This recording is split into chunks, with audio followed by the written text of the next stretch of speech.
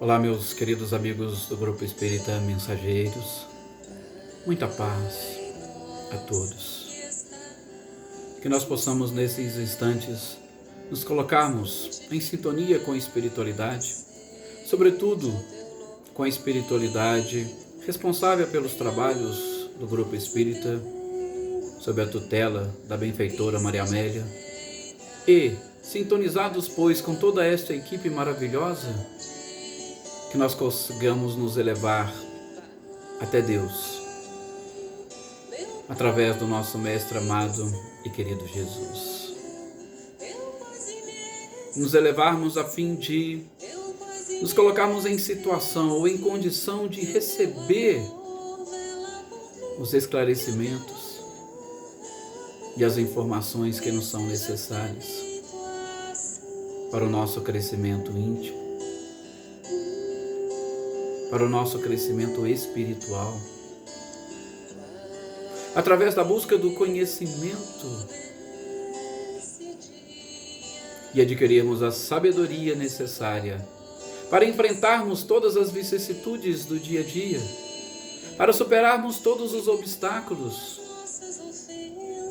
e mais fortalecidos na fé, através da certeza de tudo aquilo que vivenciamos, de tudo aquilo que a doutrina nos traz, de tudo aquilo que o próprio Mestre amado e querido Jesus nos trouxe.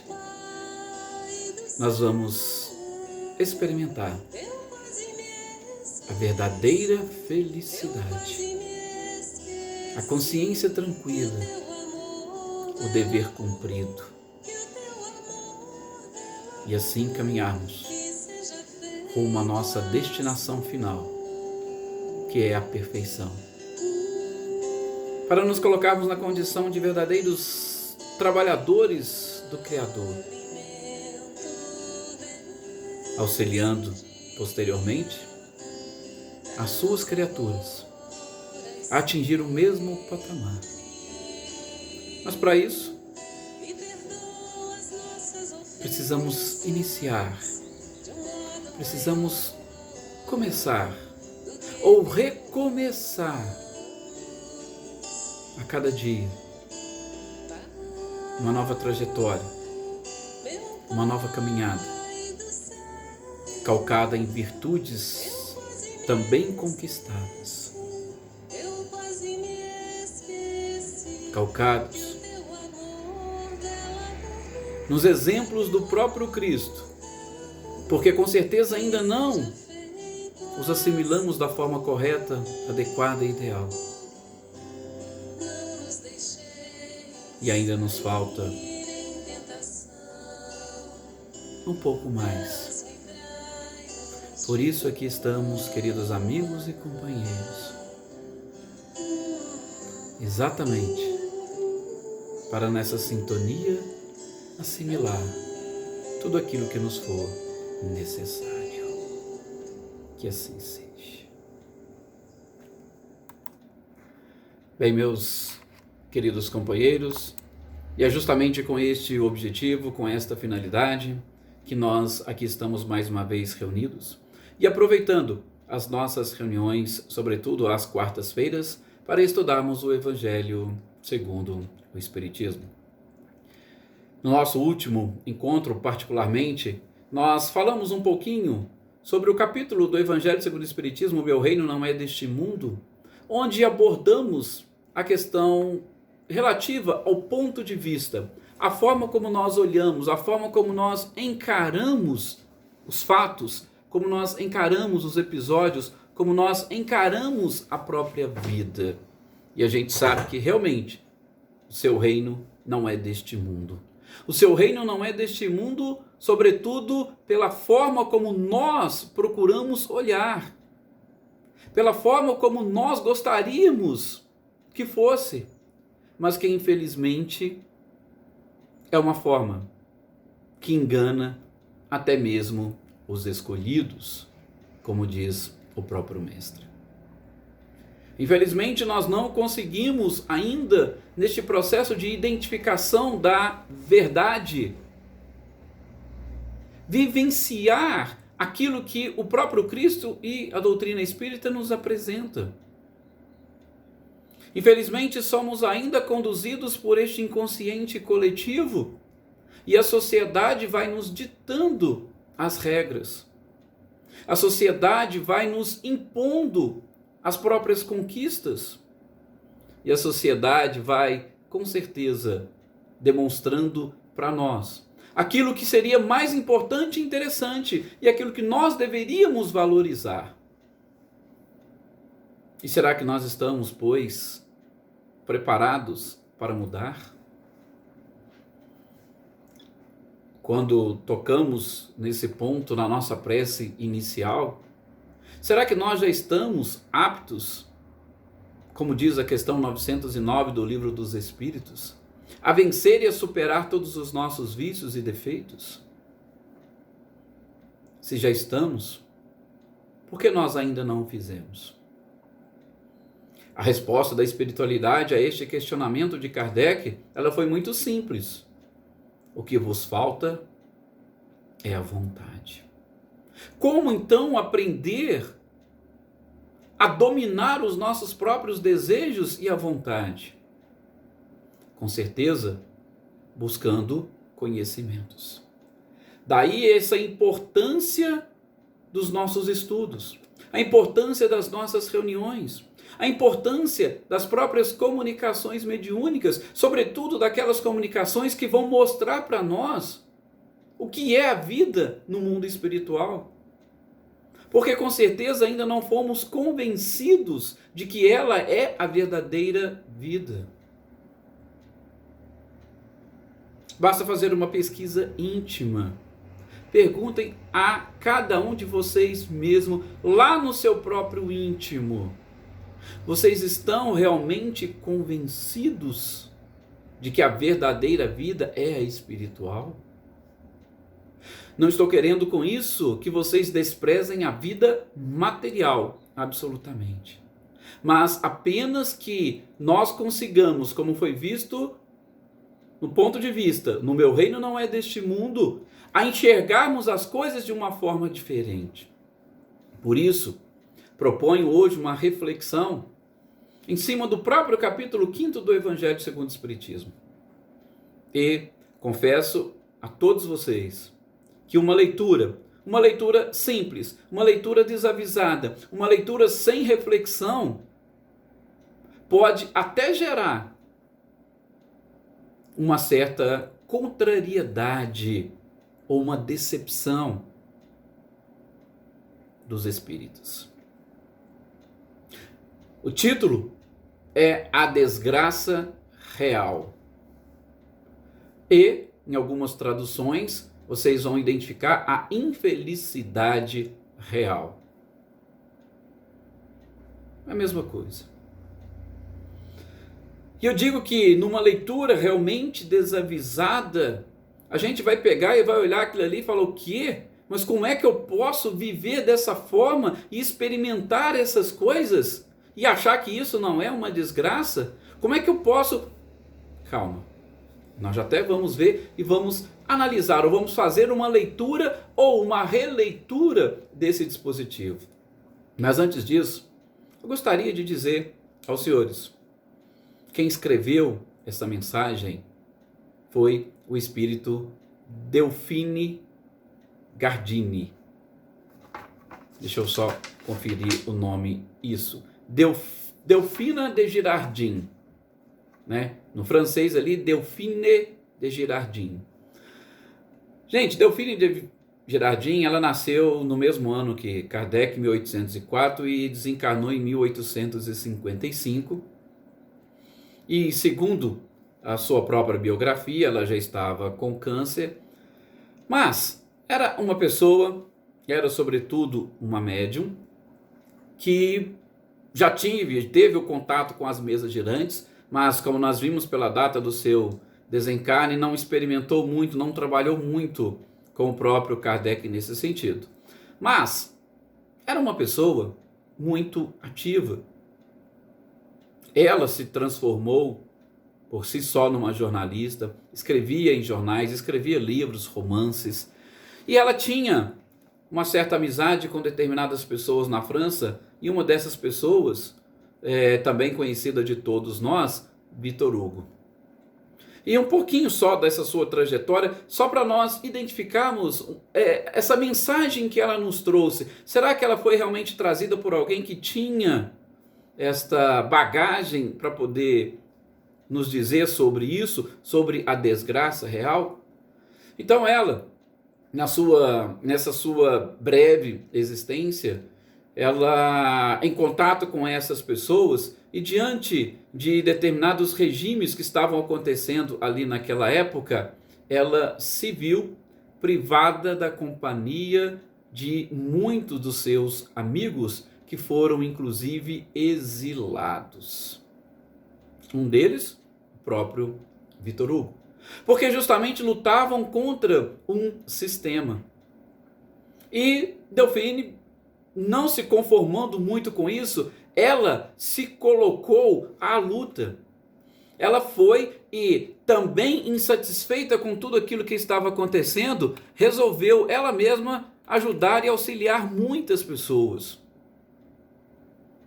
Conta-se que, mesmo com todo o cansaço que ela sentia, porque já estava sofrendo um pouco por conta do câncer, chegou a auxiliar muitas pessoas que necessitavam. Até que, por fim, já fechando aí um pouquinho da sua biografia, para a gente não aprofundar muito, ela resolveu sair, se colocou no mar e foi nas ilhas onde estavam seus amigos para visitá-los e levar um pouco deste conforto, porque ela não se conformava com aquela situação. E ali enfrentou no mar todas essas dificuldades, até que ela conseguiu chegar, rever os seus amigos, confortá-los, contou para as pessoas, principalmente Vitor Hugo, sobre as mesas girantes. E Vitor Hugo no início relutou, ela tentou montar algumas sessões ali e num prazo de 5 dias nada aconteceu, já estava se decepcionando, e Vitor Hugo, só porque gostava muito dela, falou, não, então vamos insistir. Até que, como diz a sua biografia, no dia 11 de setembro, ela consegue uma comunicação. E uma comunicação justamente da própria filha de Vitor Hugo, que traz algumas informações sobre o seu desencarne. E aquele ali com certeza transformou Vitor Hugo. Então, só para colocar um pouquinho, era uma pessoa que experimentou muitas coisas, mas que em momento algum, mesmo nos momentos de doença, ela se abateu, ela correu atrás e procurou buscar onde ela poderia ser útil e o que ela poderia fazer para as pessoas, justamente para aliviar a sua dor, o seu sofrimento. Saiu de onde estava e foi até onde os seus amigos estavam exilados para confortá-los.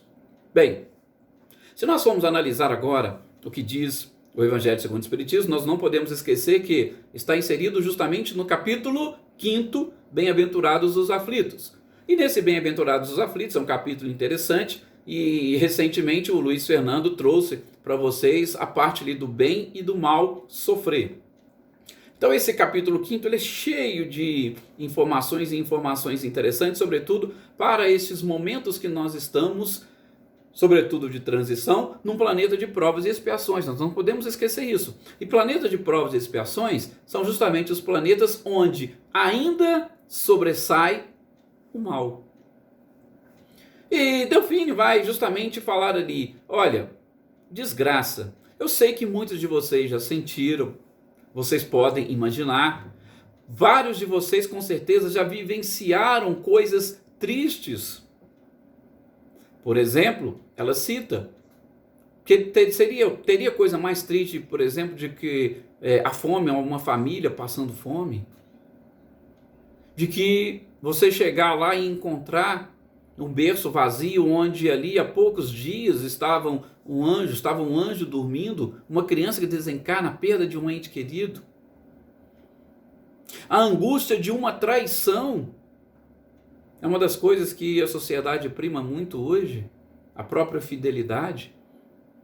Então ela vai citando esses exemplos, que muitas das vezes nós achamos que isso é verdadeiramente uma desgraça. Este coronavírus que atinge e aflige a humanidade nos dias de hoje. Será que nós podemos encarar isso como uma desgraça real? Outro exemplo que ela cita, até bem interessante, nós quando vemos uma tempestade, essas tempestades que arrancam telhado, que derrubam árvores, a gente fica até preocupado. Será que isso pode ser considerado uma desgraça? Em especial porque essas tempestades depois elas vêm, elas acabam limpando o ar, e a gente precisa de um ar cada vez mais limpo, cada vez mais puro. Será que a desgraça está justamente aí? Ou, aí como coloca ela, a verdadeira desgraça deve ser analisada nas consequências desses fatos ou destes atos? Sim, porque se nós analisarmos a desgraça desse ponto de vista que a sociedade enxerga hoje, nós estaremos apenas e tão somente olhando para o presente, para a vida material. De novo, não quero que desprezemos a vida material, não é isso. É simplesmente olhar e enxergar tudo aquilo que nos acontece como uma desgraça. Então, se nós começarmos a olhar de acordo com a sociedade, nós vamos sim enxergar uma verdadeira desgraça. Essa própria pandemia. Todos nós gostaríamos de estar reunidos, de estar próximos, de nos abraçarmos. Era algo tão gostoso que fazíamos sempre. E mesmo assim, tinha algumas pessoas que tinham resistência, mas tinha que estar ali, vendo, olhando as pessoas. E a gente foi retirado deste meio social para um recolhimento. Eu já falei um pouquinho no nosso último encontro, não vou repetir. Mas as consequências disso, vocês chegaram já a avaliar, já chegaram a analisar? Vou citar apenas uma. Com esse isolamento social, já se identificou a quantidade de lixo que deixou de ser produzido. O ar está muito mais puro do que antes. Temos mortes? Sim. Temos mortes. Temos disputas, discussões, sobretudo no campo da política, e também aquilo que nós já falamos no nosso último encontro, economia versus saúde? Sim, temos. Temos pessoas entrando em depressão por conta da sua própria ansiedade? Sim, mas de novo, isso não são as consequências. A verdadeira desgraça, segundo Delphine, está justamente nas consequências. Quais serão as consequências de tudo isso, meus queridos? Gostaríamos de estar agora, então, vivendo as mil maravilhas, como ela cita, fatos ditosos, que vão com certeza acarretar consequências funestas para nós? Vejam, nós estamos fazendo, pela página do Facebook da AME, um estudo sobre as obras básicas, e Ontem nós estudamos e vimos um pouquinho o inferno. O que é o inferno? O inferno nada mais é do que essas consequências que nós vamos experimentar, ou que muitos experimentam, principalmente na vida futura. Isso foi designado pela sociedade de inferno. E a gente viu vários exemplos de espíritos que tinham uma vida ditosa, tinham tudo o que queriam, inclusive reis. Quem não gostaria de ser um rei, ter todo um reino, vários súditos, inclusive reis? Na visão de Telêmaco, retratando para nós o que estavam vivenciando no inferno.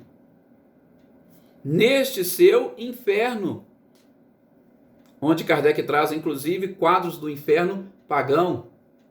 E ele traz quadros do inferno cristão, da forma como foi pintado, é até pior do que o inferno pagão. E via de regra nós temos o inferno como as penas eternas. A gente não sabe até quando vai durar. Então qual seria a verdadeira desgraça ou a verdadeira infelicidade? Essa que nós estamos experimentando agora ou aquela que nós experimentaremos depois? Quanto tempo nós temos na nossa vida de espíritos encarnados? 50, 60, 70, 80, 90? Não vamos passar de 100. Quanto tempo nós vamos ter na vida espiritual? Inclusive até a próxima encarnação. 250, 300, 400, 500 anos? Não sabemos. Então veja, essa é justamente a advertência que esse Espírito faz e que Kardec nos traz no Evangelho segundo o Espiritismo. Ela chega a ser inclusive dura. Esperai vós que choreis. Temei ou tremei vós que rides. Por isso que eu falei para vocês no início. Pode até parecer algo bem forte, muito drástico, esta leitura do Evangelho segundo o Espiritismo, a desgraça real. Pode até parecer. Mas para nós que somos espíritas, nós temos que já desenvolver esta sensibilidade, sobretudo para analisarmos o que nós estamos vivenciando hoje. O que nós estamos vivenciando hoje? Provações. Muitos de nós, expiações. E o que são isso? São justamente os frutos do nosso próprio pretérito. São frutos da nossa invigilância, frutos da nossa ignorância. E muitas das vezes são as consequências daqueles fatos ditosos que nós achávamos que estava às mil maravilhas, daqueles prazeres que nós gozamos quando ainda não era o momento de gozá-los. O que nós estamos vivenciando hoje no mundo de provas e expiações, a sua própria característica já diz tudo, não pode ser uma felicidade. Por quê? Porque nós não plantamos a felicidade, então nós não poderíamos colhê-la hoje. E é exatamente isso que ela está falando e chamando a nossa atenção. Para nós avaliarmos, quando Cristo disse bem-aventurados os aflitos, ele não falou que a gente teria que ficar aí se batendo, se mortificando. Não. Ele diz para nós, justamente para nós começarmos a acordar, a despertar. Primeiro, eu gosto sempre de falar dessa sequência e da evolução das próprias bem-aventuranças. Primeiro a gente tem que reconhecer a nossa verdadeira situação. E não tem forma melhor de reconhecer isso através de um recolhimento. Recolhimento que antigamente os judeus principalmente usavam o jejum. O jejum nada mais era o que? Aquele período de recolhimento para você repensar. E aí vem João Batista e joga um acréscimo a mais. E arrependei. Jejuar e arrependei. O arrependimento é justamente para mostrar para nós. Vamos ver como nós estamos agindo? Nós estamos agindo da forma correta? Querer experimentar apenas felicidade e gozo neste mundo, sobretudo corporal, é alguma vantagem para nós? Ou essas desgraças que porventura estivemos experimentando tem algo a ver com o nosso próprio pretérito e hoje nós estamos nesse processo de purgação da alma e procurando plantar um futuro melhor. E o bem-aventurados os aflitos vem justamente após essa humildade. Por quê? Porque, como diz o Luiz Fernando, se nós não soubermos sofrer, o sofrimento não atingiu o seu fim. Qual que é a finalidade do sofrimento? Senão a transformação da criatura. Então a gente precisa aprender e enxergar. E o Espiritismo está aí justamente para colocar à nossa disposição o conhecimento da verdade. E qual é o principal ou a principal verdade? Que nós somos espíritos imortais e que o nosso corpo físico ele é passageiro, ele é temporário. Em contrapartida, que os prazeres e valores espirituais também são imortais, acompanham o espírito, assim como os prazeres e valores materiais acompanham apenas e tão somente a matéria. Analisem bem, depois, com muita tranquilidade, no lar de cada um de vocês, essa leitura da desgraça real ou da infelicidade real. Avaliem e tentem extrair daí interpretações justamente para que vocês se convençam desses ensinamentos do Cristo e dos ensinamentos da doutrina espírita. Para que nós não sejamos como os fariseus. Porque hoje ainda existem fariseus.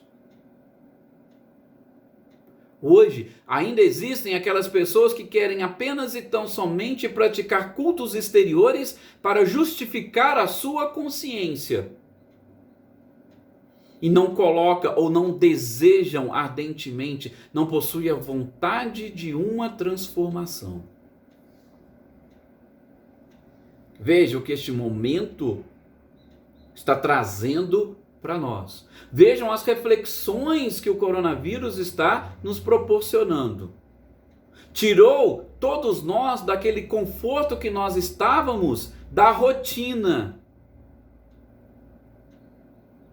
Daquele conforto, daquela justificativa. Eu fui ao centro, eu fui à reunião, eu tomei um passe, e justamente para me colocar aonde eu estou agora, para eu efetivamente avaliar. Adoro a Deus através de cultos exteriores, ou eu estou adorando a Deus no culto interior, no meu próprio coração? Reflexões, e que não podem faltar jamais na nossa vida.